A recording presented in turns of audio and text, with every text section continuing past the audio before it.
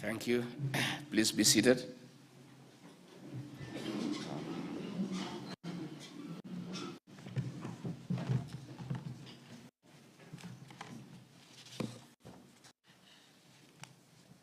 The chairperson of the board, the Tea Board of Kenya,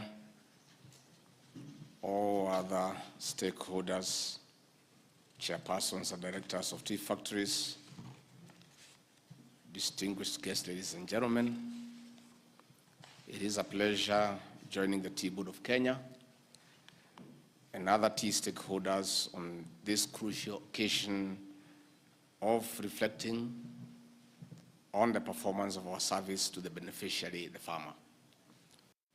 For over 1 year, I have been deeply involved in the tea subsector reforms as per the Executive Order number 1 and 2 of 2023.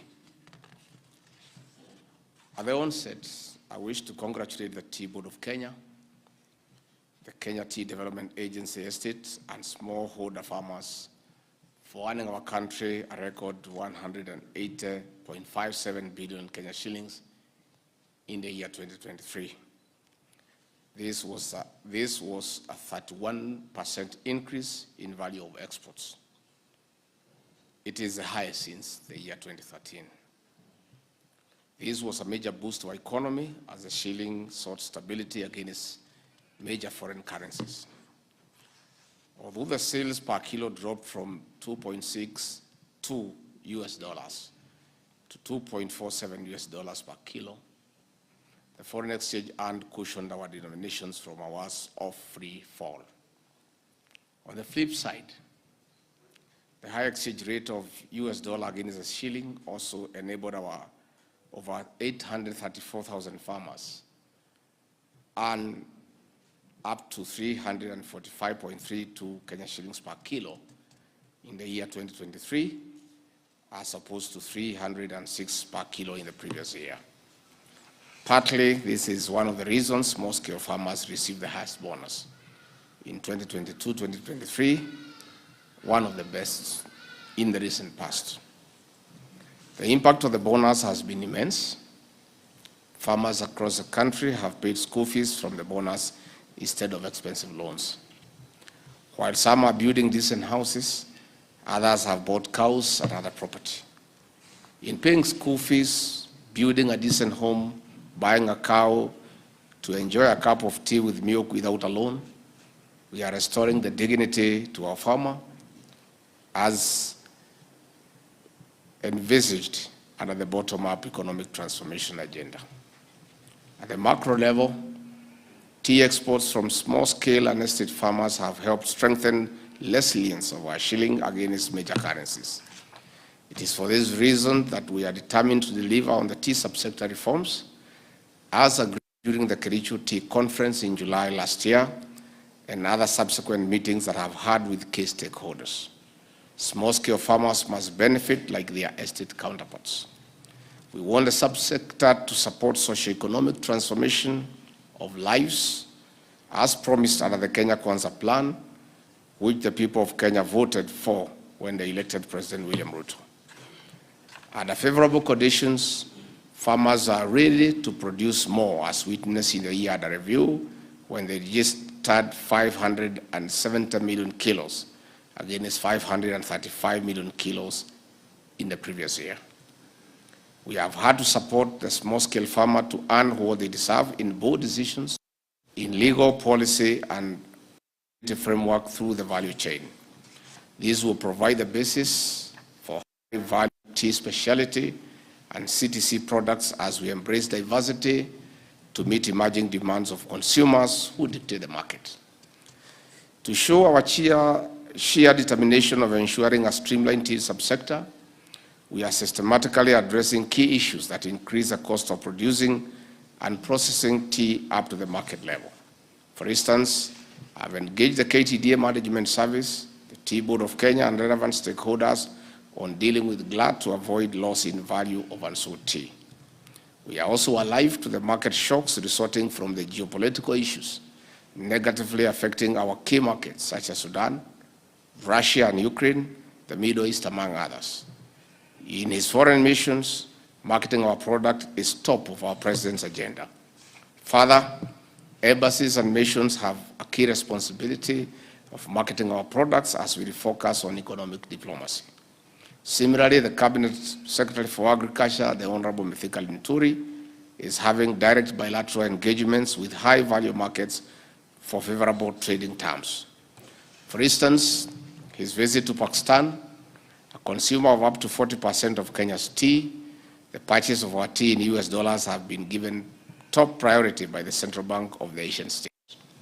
We are working to retain the current and conquering new markets to meet the increasing production of tea. The executive is exploring bilateral engagements with other markets such as China, Iran, Saudi Arabia, and Turkey in pursuit of a bigger bite of the international market. But we can only stamp our presence in the market if we present quality and value-added products. We aim to increase value-added tea exports from 5% in 2023 to 50% by 2027. The government is ready and willing to work with you in improving factory machinery and other specialized equipment to achieve this target. This will increase the value of tea exports from 180 billion Kenya shillings in 2023 to over 272 billion shillings by the year 2027. The earnings of smallholders must move from the current average of 59 shillings per kilo in the financial year of 2022-23 of green leaf to 90 Kenya shillings per kilo in the 2026-27 financial year. This will be a massive contribution to the economy. This is why we are ready to implement radical reforms in the tea subsector toward this end. The challenges we are facing in court cases are short-lived. The farmer who is the boss will, in the long run, benefit from the tea business. As factories prepare for elections, we urge the farmer to put integrity first. Good leadership will promote and protect the reforms we are undertaking for a sane and productive tea subsector. On this note, it is now my pleasure to launch the 2023 Tea Industry Performance Results. Asante sana. Thank you. I just want to add very little on top of what I have said, is that tea economy, because of its 2% and 4% contribution to the agricultural GDP. It is the third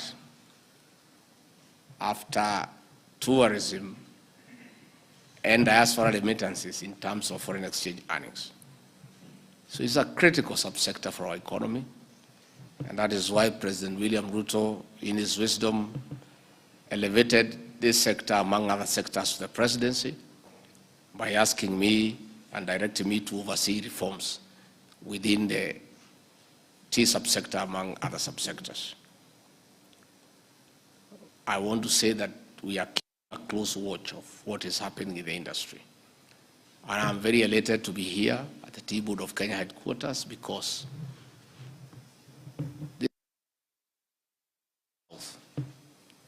when a decision was made a few years back to collapse all the subsectors under Alpha for regulatory and oversight.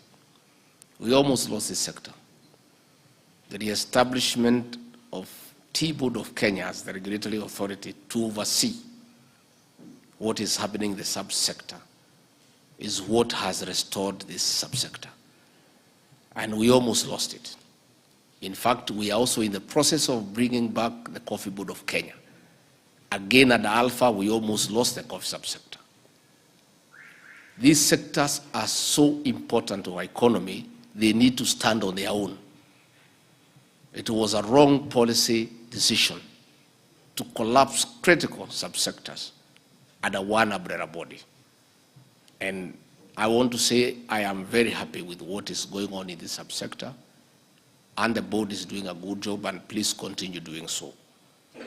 We need to be very aggressive in our marketing. We have to go out of our way, and when we appointed new ambassadors and high commissioners, and the president addressed them, and I did also talk to them, changed our approach to diplomacy. 80% of our ambassadors and high commissioners, 80% of their work is to look for markets for our produce, expand the existing ones, and create new markets where there is potential. And in matters tea, I am personally keeping a close watch on what is happening in all countries that uptake our tea. I'll shortly be going to Iran to unlock the challenges that have befell our tea. Iran is a heavy consumer of orthodox tea from this country, but there are issues that they need to be unlocked at the top level echelons of government, and I will be going to Iran personally, specifically to make sure that whatever issues are there are straightened, they are ironed out, so that we can resume exporting tea to Iran and the other nearby countries. So I want to say that we have been talking to KTDA and players that we want to work hand in hand in stamping our presence and authority in the world stage, because our tea is the best in the world, yet its presence is not to the level that it should have been. So this is something that we'll continue working on.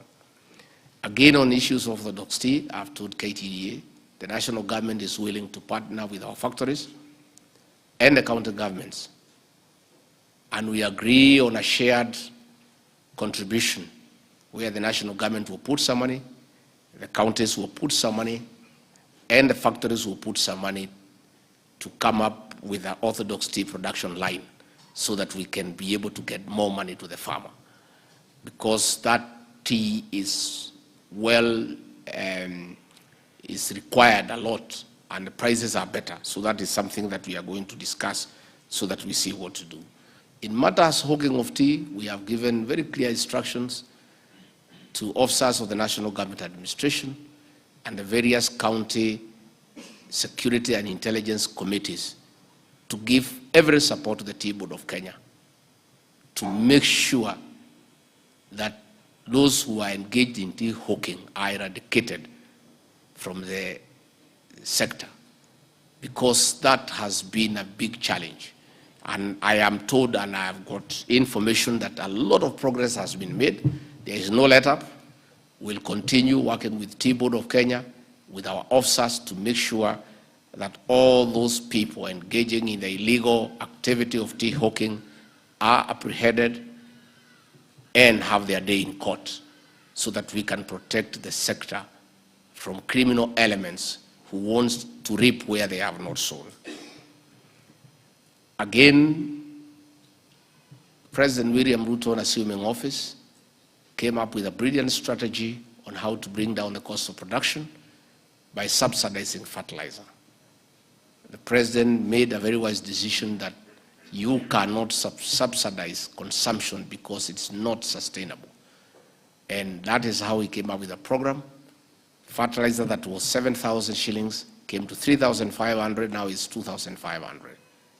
We urge KTDA also, because of the economies of scale and the large quantities of fertilizer that they buy for onward transmission to the tea farmer, to use the leverage of economies of scale to get the right fertilizer that will fit the soils at the right price, so that the farmer can get the benefit.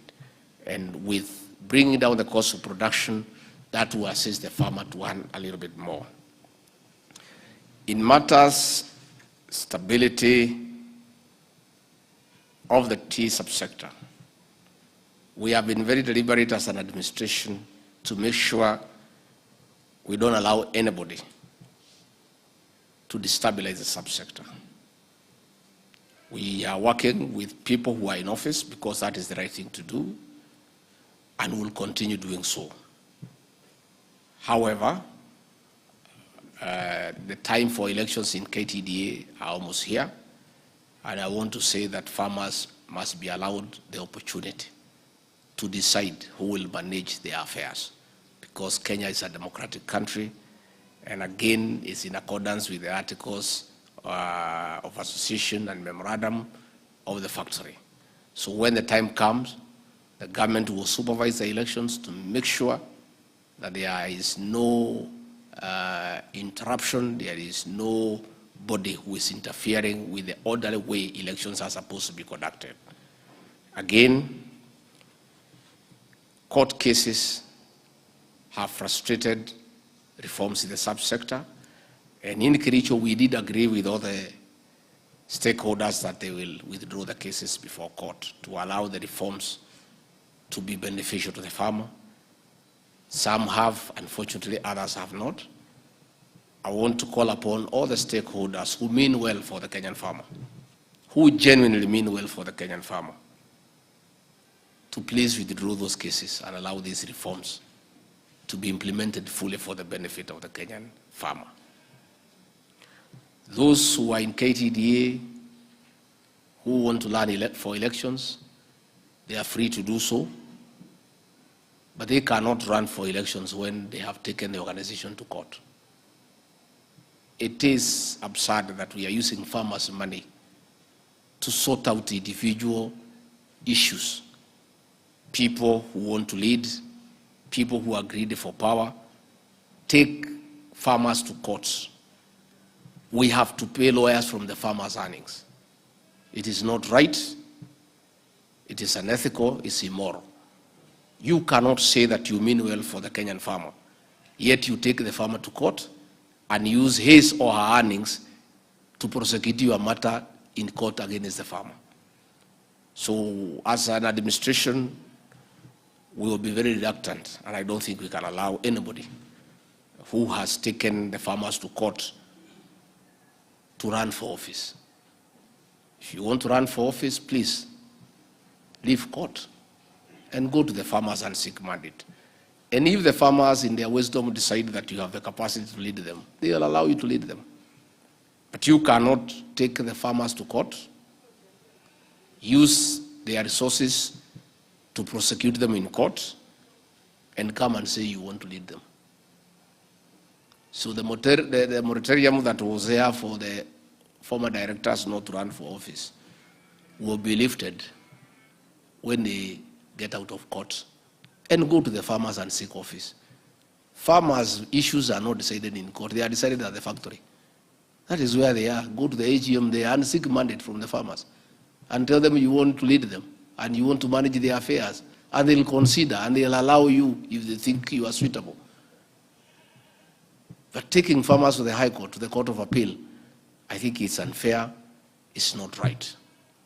And when you look at these issues being canvassed in court, they have nothing to do with the farmer. None of those litigants has the interest of the farmer at heart. They want to protect their turf. They want to have their say in decision making, not to the interest of the farmer, but to the detriment of the farmer. So we will be saying we are willing to allow everybody to seek for office, because this country of ours is a democratic country, and everybody has a right to seek for whatever office you want to in the land, including being a director in a factory owned by farmers. But let us agree that farmers' issues will be sorted at the factory, not in a court of law. So you cannot be at the factory and at the courtroom at the same time. You just have to make a decision where you want to be. And I think once we do that, we would want the elections for KTDA factories to take place. The government will supervise, will make sure we provide security and everything to allow the farmers to freely and democratically choose their directors so that they represent their interests and they are accountable to the tea farmer for the orderly running of the industry. So mimi nimeshukuru sana, and I want to say that we are together. The President and I are available for consultation anytime we are required, and I agree with the last speaker, we need to work on quality, because quality is very, very, very important. But again, you know, quality is also informed by the incentives that we give the farmers. They go hand in hand. When the farmers get a good price, they are motivated to also apply the inputs and take care of the tea bush. So the two go together. So even as we ask the farmers to improve on quality, we in the leadership, in the subsector, must go out of our way to make sure that we pay the farmers well, so that they are motivated and they feel that they are doing the right thing and they are energized. And as long as the farmers are motivated, they are energized, they will produce not just good quality but also huge quantities. So mimi nimeshukuru sana sana sana, asanteni sana. May God bless you and bless you abundantly. Asanteni sana. Thank you very much.